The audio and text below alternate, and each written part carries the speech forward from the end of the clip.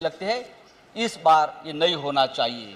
श्री डोवाल साहब आज हमारे देश के नेशनल सिक्योरिटी एडवाइजर है और नरेंद्र मोदी प्रधानमंत्री है, तो हमें संकल्प करना चाहिए कि हमारे कार्यकाल में ज़्यादा से ज़्यादा बांग्लादेशियों को उनके वतन भेज देना चाहिए। हिंदुस्तान में हर दिन लगभग 200 बांग्लादेशी घुसते हैं और सिर्फ 2000 रुपये खर्च कर कोई भी बांग्लादेशी मुंबई तक पहुंच जाता है और 200 रुपये में उसको रेशन कार्ड मिलता है और रेशन कार्ड मिलने के बाद उसको आधार कार्ड मिलता है। ये मुंबई की परिस्थिति है और मुंबई जैसे बहुत बड़े शहरों में इस प्रकार से काम होता है।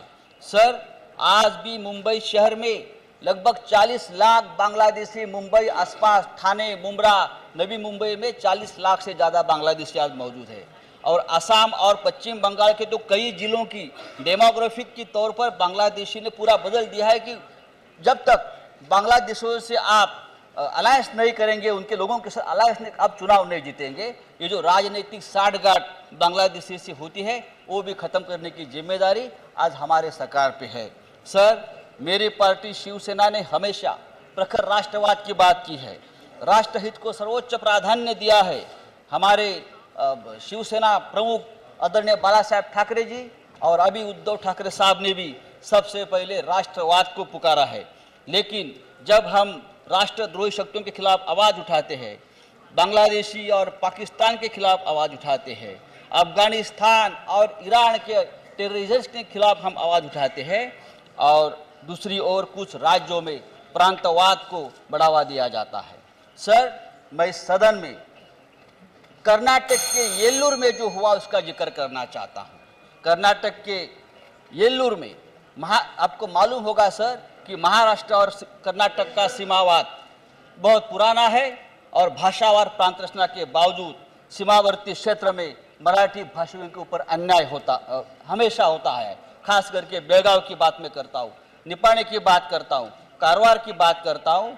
यहाँ की सरकार हमेशा वहाँ के मराठी भाषियों का गला दबाने का काम करती है, लोकतंत्र का गला दबाने का काम करती है। इस बार भी सर येल्लूर में सिर्फ महाराष्ट्र का एक बोर्ड वहाँ था, महाराष्ट्र राज्य का बोर्ड वहाँ था, फिर कर्नाटक सरकार की पुलिस वहाँ की जो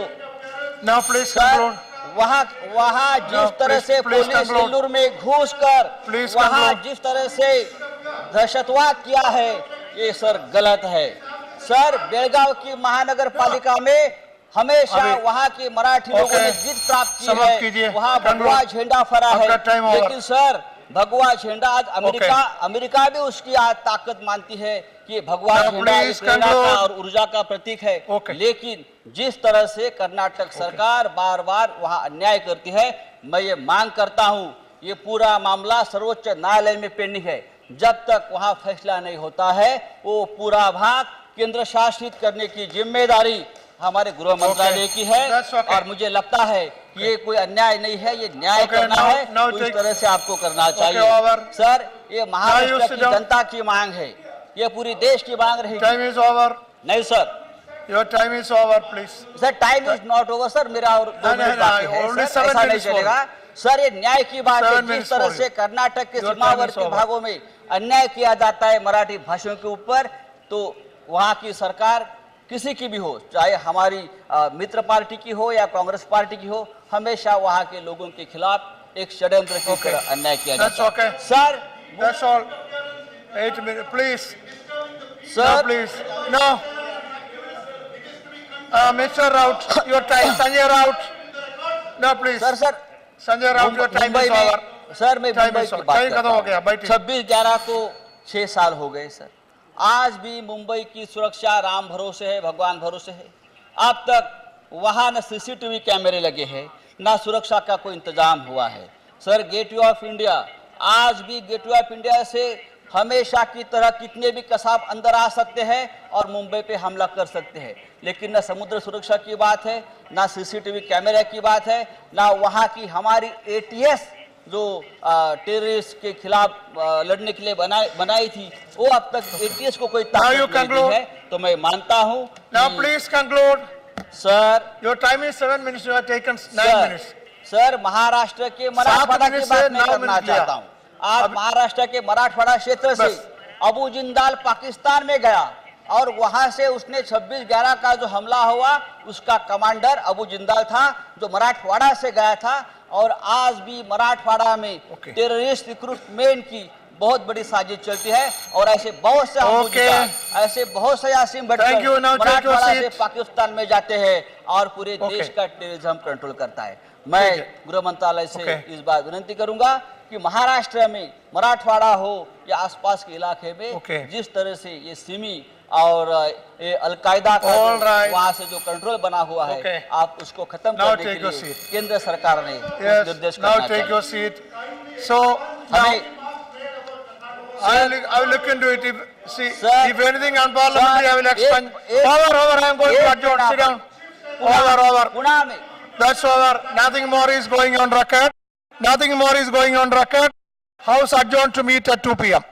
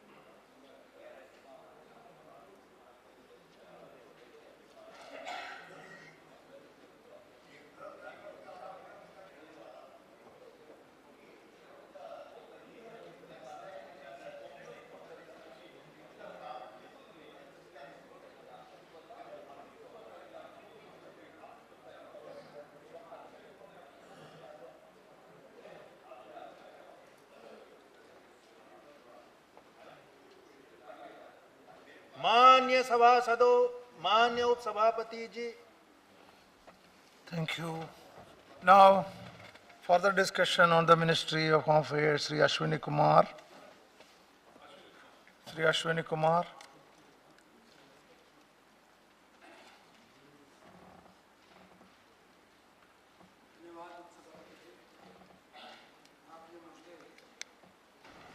इस महत्वपूर्ण चर्चा में भाग लेने का अवसर दिया।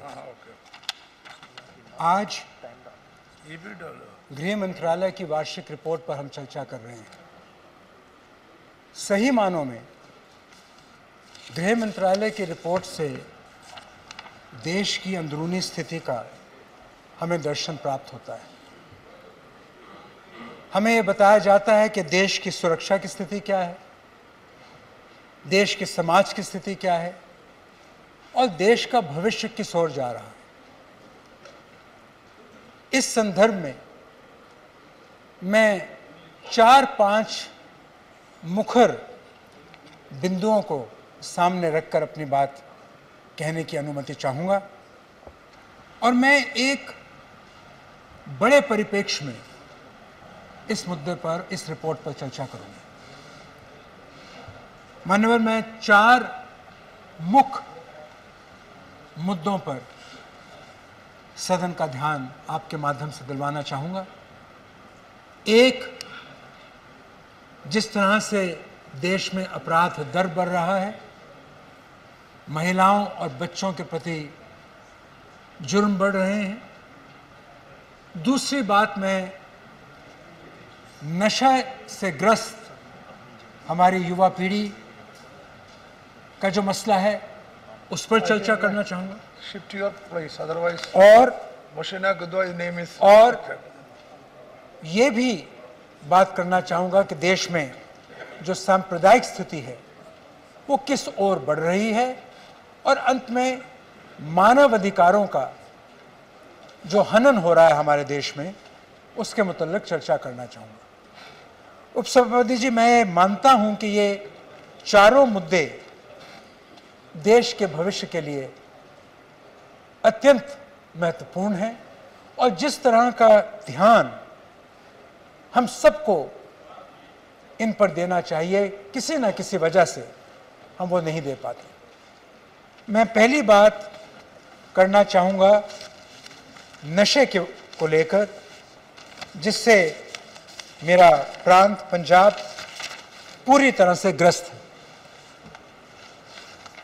सभापति जी, अगर हम आंकड़ों की तरफ ना जाएं केवल और बुनियादी बात करें, तो मैं ये कहना चाहूँगा कि जिस देश और समाज की युवा पीढ़ी अपने पतन और अंत की ओर जा रही हो, उस समाज और उस देश का कोई भविष्य नहीं होता। और ये कोई खास बात नहीं कि बीबीसी के एक मुख्य कमेंटेटर ने यह कहा, जिनका नाम मार्क डमेट है, कि पाकिस्तान की यह सोची समझी साजिश है कि पंजाब के जो समृद्ध परिवार हैं उनके बच्चों को नशाग्रस्त करे। तहलका ने एक बहुत ही संवेदनशील रिपोर्ट में इस बात का विवरण किया है कि 71 की जंग के बाद पाकिस्तान ने एक सोची समझी नीति के तहत बड़े पैमाने पर नशा की तस्करी शुरू करवाई और जो हमारे बॉर्डरों से हमारे देश में आई, जिसका पहला खमियाजा मेरे प्रांत पंजाब को भुगतना पड़ा। आज स्थिति यह है कि 10 में से 7 युवा किसी न किसी तरह का नशा पंजाब में कर रहे हैं।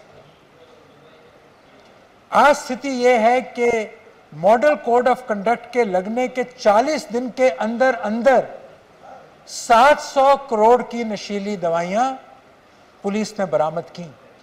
इससे सीधा यह साबित होता है कि हमारी इलेक्शंस में भी नशे का दुरुपयोग लोग कर रहे हैं, जिससे हमारे लोकतंत्र पर भी सवाल खड़े होते हैं।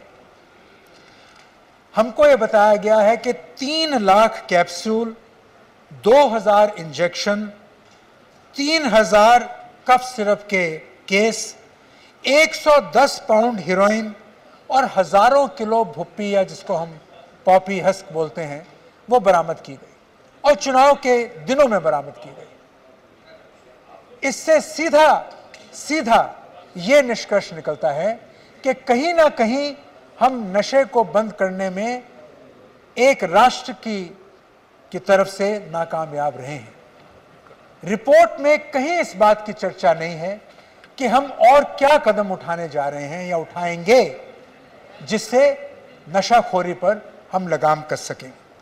14,564 केस नारकोटिक्स एक्ट के तहत केवल पंजाब में दर्ज कराए गए और आज 60,000 करोड़ की ट्रेड है ड्रग्स की। मान्यवर, बहुत चर्चा हुई इस मुद्दे पर। यह कहा गया कि पॉलिटिकल पार्टीज और उनकी लीडरशिप में इसमें इन्वॉल्व है। मैं आज इस सदन के माध्यम से आपसे दरख्वास्त करूंगा, सदन से दरख्वास्त करूंगा, राष्ट्र से दरख्वास्त करूंगा, सरकार से दरख्वास्त करूंगा कि ये कोई दलगत नीति पर आधारित मुद्दा नहीं है, देश का मुद्दा है।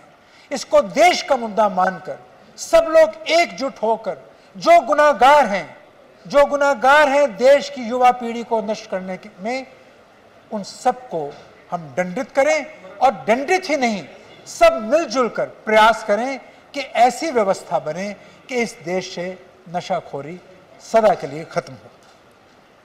मैं महिलाओं के प्रति और बच्चों के प्रति जो अपराध बढ़ रहे हैं, जिसका उल्लेख इस रिपोर्ट में है, उसकी ओर सदन का ध्यान दिलवाना चाहूंगा।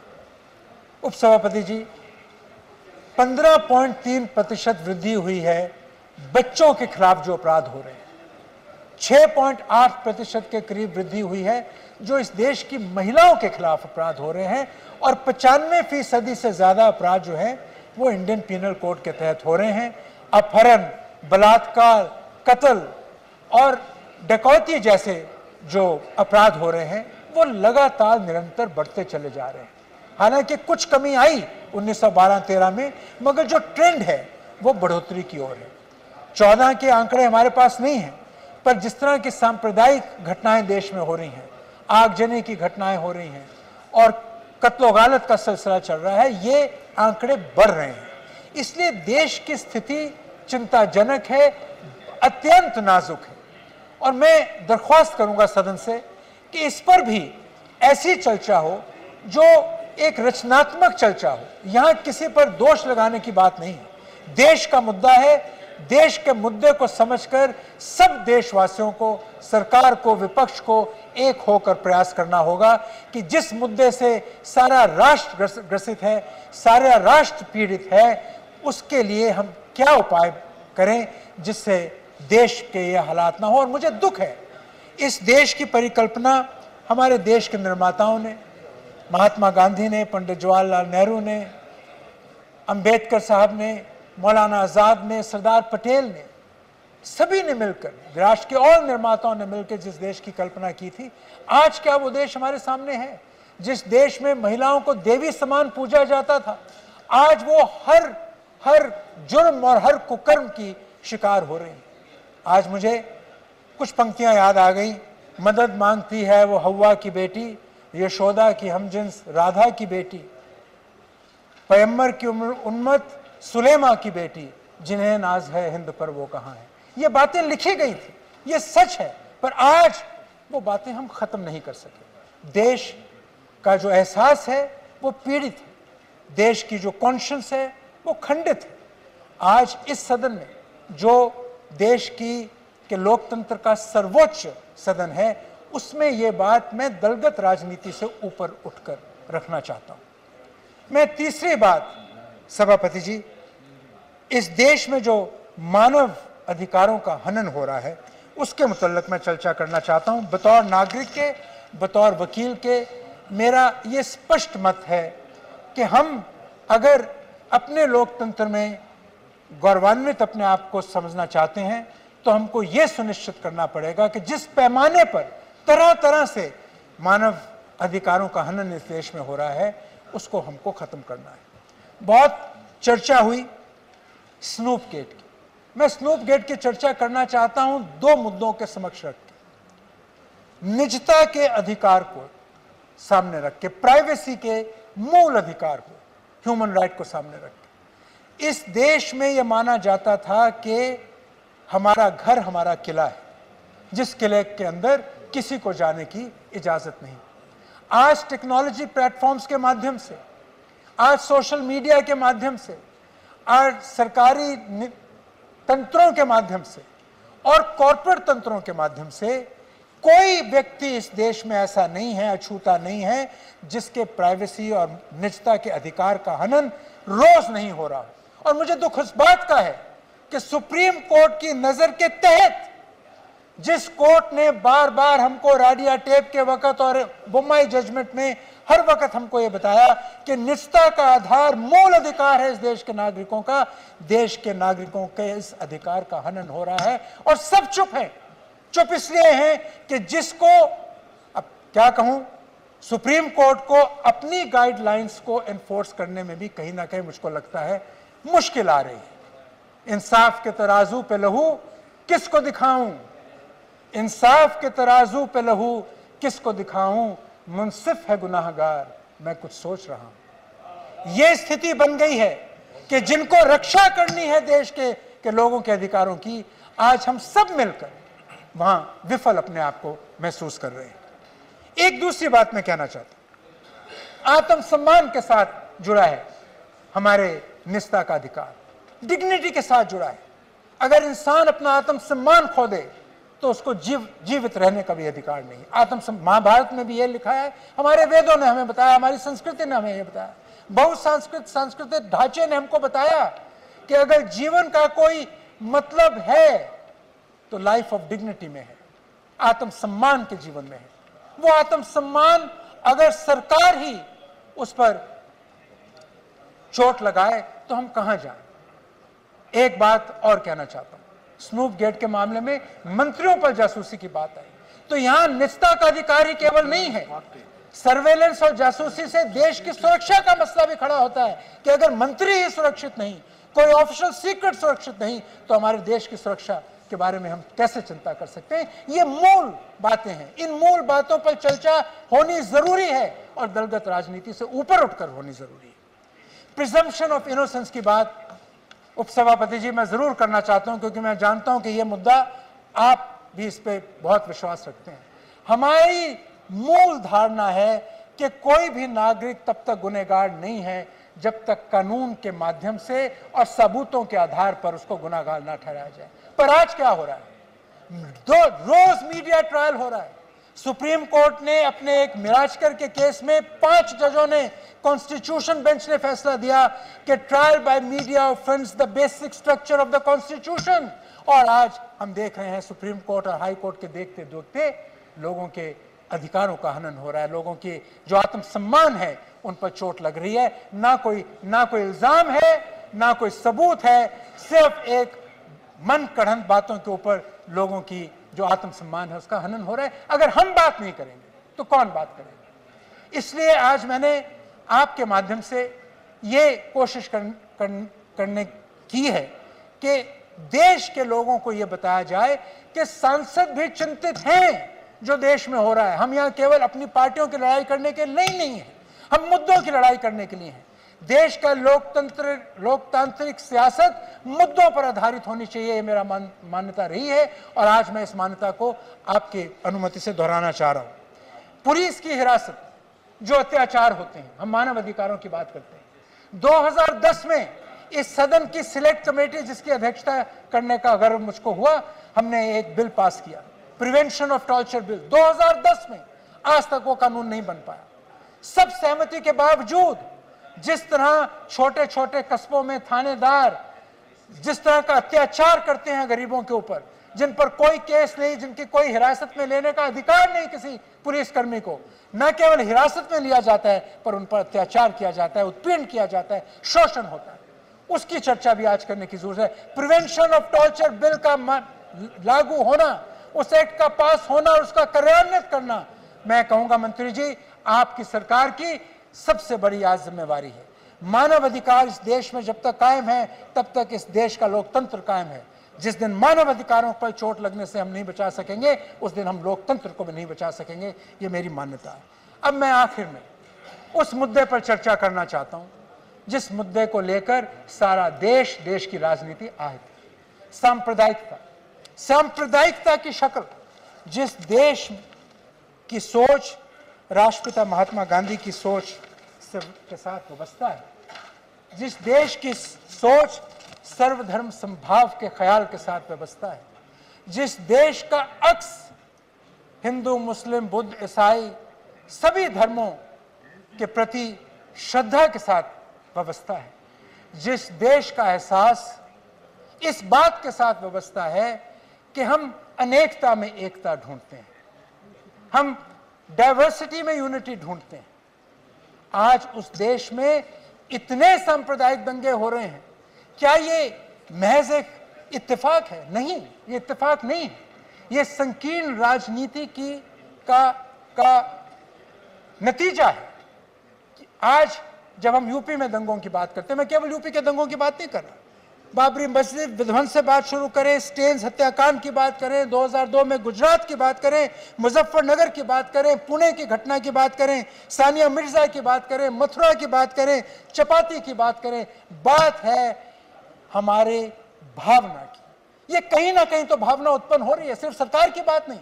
सरकार का फर्ज है कि इन भावनाओं से उत्पन्न हुई पीड़ा और सांप्रदायिक दंगों को रोके, मगर सबसे अधिक जो जरूरी है, इस भावना का अंत कैसे होगा।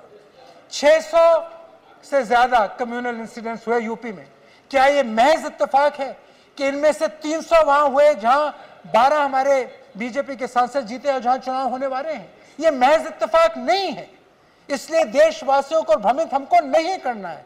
कहीं ना कहीं ऐसी विचारधारा उत्पन्न हो रही है जो इस देश को विभाजित कर सकती है। इस देश को इकट्ठा रखने के लिए संविधान के निर्माताओं ने हमारा सेकुलर एस्पेक्ट को प्रियम्बल में रखा। संविधान के जो धर्मनिरपेक्ष पंथ बनाया, पंथ निरपेक्ष जो राष्ट्र बनाया, वो इसलिए बनाया कि जिस राष्ट्र में इतने धर्मों से संबंधित लोग इतनी बड़ी मात्रा में रहते हों, वो राष्ट्र सिवाय धर्मनिरपेक्ष के सिवाय पंथ निरपेक्ष के कुछ और हो ही नहीं सकता।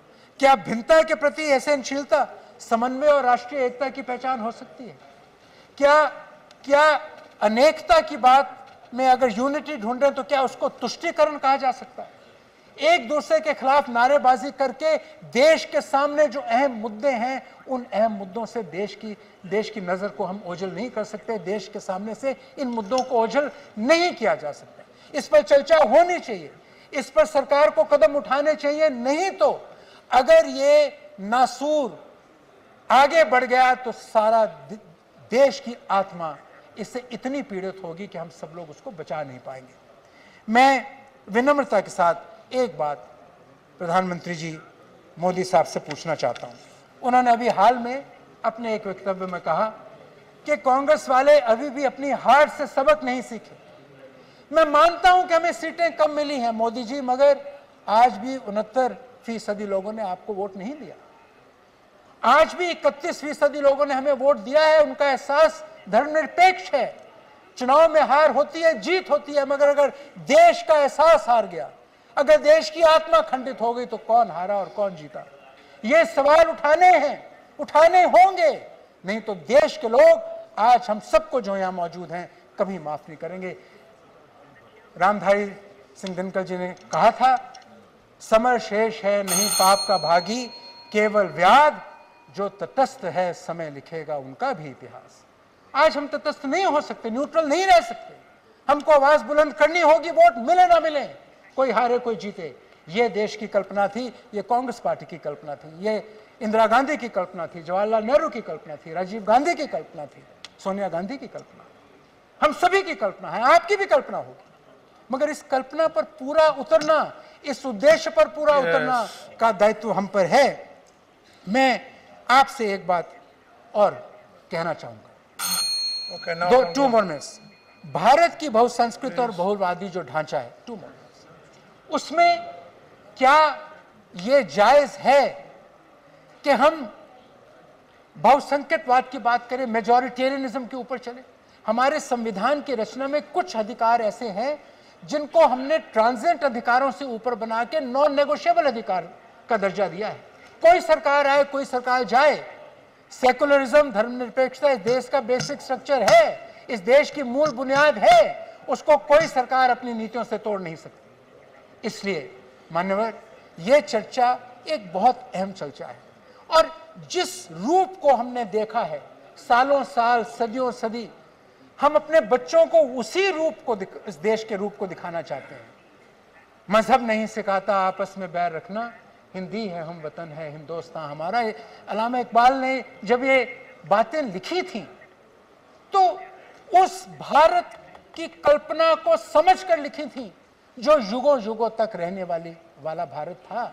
आज उस भारत पर इतनी चोट लग रही है, दिन प्रतिदिन इतनी चोट लग रही है कि सरकारों से अगर ऊपर देख के, दलगत राजनीति से अगर ऊपर उठ के देखें तो कभी कभी तो यह महसूस होता है कि हम इतने तटस्थ कैसे रह सकते हैं। आखिर में साहिर ने एक बात कही है और कह के खत्म करूंगा, देश के आधार की बातें करें, अजनबी सरकार की बातें करें, अगली दुनिया के फसाने छोड़कर आओ इस जहन्नुमज़ाल जो बन रहा है इसकी बातें करें। और जब नरेंद्र मोदी जी ने कहा कि उनको बहुत बड़ा बहुमत मिला है तो उसके मुतल्लिक बहुत विद्वानों ने एक बात कही और एक कोटेशन में पढ़ना चाहता हूं।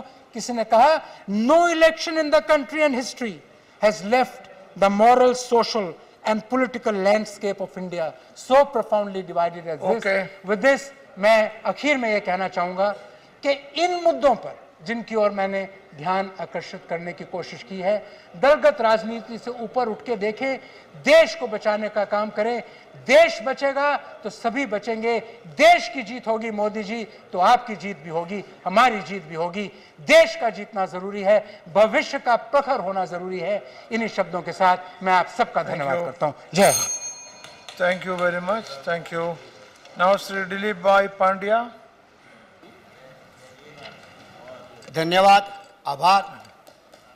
मारा अगाउना वक्ता अश्विन कुमारे माननीय प्रधानमंत्री नरेंद्र मोदीए લોકસભામાં વિજયની વાત કરી પણ હું સાથે સાથે એ વાત પણ કહેવા માગું છું, એનું બીજું પાસું છે કે કોંગ્રેસના મોટા નેતાઓ જે હતા એ બધા રાજ્યસભામાં આવી ગયા, અને માટે રાજ્યસભામાં ચર્ચાના મુદ્દાનું સ્તર ઊંચું હોવું જોઈએ. રવિવારના દિવસે 15મી ઓગસ્ટ છે, 67 વર્ષ પૂરા કરીને આપણે 68ના વર્ષમાં પ્રવેશ કરીશું.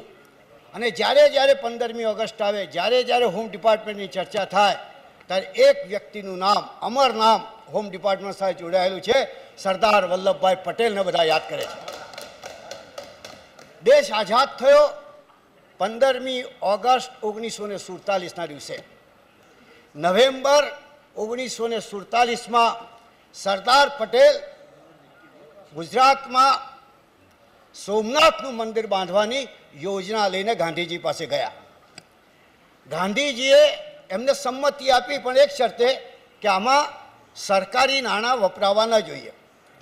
ગાંધીજી સંમતિ મળ્યા પછી પંડિત જવાહરલાલ નહેરુ, કે જેઓ આપણા સર્વેના આદરણીય છે, વડાપ્રધાન હતા, એમને આ વાત કહેવામાં આવી. ગાંધીજીએ એમને કહ્યું, તેઓ સંમત થઈ ગયા અને કેબિનેટે ગુજરાતમાં રાષ્ટ્રનું ગૌરવ થાય, રાષ્ટ્રનું જે અપમાન ભૂતકાળમાં થયું હતું એ પુનર્જીવિત થાય, રાષ્ટ્રનું ગૌરવ અસ્મિતા પુનઃ નિર્માણ થાય, માટે કેબિનેટે ઠરાવ કરીને ગુજરાતમાં સોમનાથનું મંદિર બાંધવાનું નક્કી કર્યું. સોમનાથનું મંદિર બંધાઈ ગયું. સરદાર પટેલ રહ્યા નહીં, એટલે કે મુનશી જે કેબિનેટમાં એ વખતે નહેરુની કેબિનેટમાં મિનિસ્ટર હતા, એમણે એના ઉદ્ઘાટન માટે તે વખતના રાષ્ટ્રપતિ રાજેન્દ્ર બાબુને વાત કરી. રાજેન્દ્ર બાબુએ સંમતિ આપી. જવાહરલાલ નહેરુને પણ વાત કહેવામાં આવી, એમણે કંઈ જવાબ ન આપ્યો. પણ રાજેન્દ્ર બાબુએ ગુજરાતમાં જઈને સંપૂર્ણ ભારતીય સંસ્કૃતિને શોભે એ રીતે સોમનાથના મંદિરની સ્થાપના કરી. હું મારા મિત્રોને પૂછવા માગું છું, જે મેં પહેલું જ વાક્ય કહ્યું કે think tank of the Congress is here now 90%. તો અમને પૂછવા માગું છું, પરમ પૂજ્ય ગાંધીજી, પંડિત જવાહરલાલ નહેરુ, સરદાર પટેલ, કનૈયાલાલ મુનશી આ ભારતીય રાષ્ટ્રીય કોંગ્રેસના સભ્યો હતા.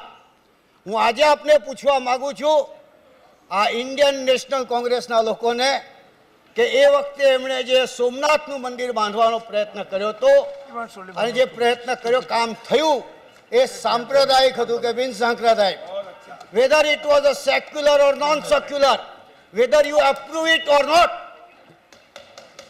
ગાંધીજીની વિચારસરણી, સરદાર પટેલની વિચારસરણી, જવાહરલાલ નહેરુની વિચારસરણી, કનૈયાલાલ મુનશીની વિચારસરણી, આ જે વિચારસરણી જે હતી એના સાથે આજની ઇન્ડિયન નેશનલ કોંગ્રેસ સંમત છે કે નહીં?